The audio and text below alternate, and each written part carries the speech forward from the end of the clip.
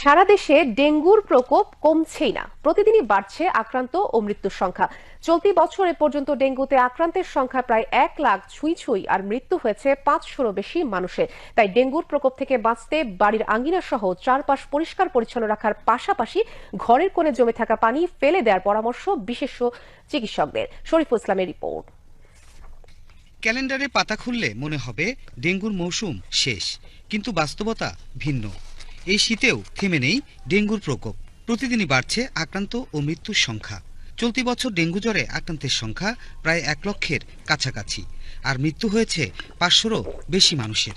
ডেঙ্গুতে মৃত্যুর কারণ হিসেবে দেরিতে চিকিৎসা গ্রহণকেই দায়ী করছেন চিকিৎসকরা। ডেঙ্গুর যে ভাইরাসটা, এই ভাইরাসটা তার একটু আপনার প্রকৃতি চেঞ্জ করে ফেলছে, নাম্বার 1। নাম্বার 2, আমরা আগে বলতাম যে দিনের বেলায় মশা কামড়ালে, এখন দেখা যাচ্ছে দিন রাত না, যে কোনো সময় মশার হচ্ছে। আরেকটা জিনিস যেটা হচ্ছে যে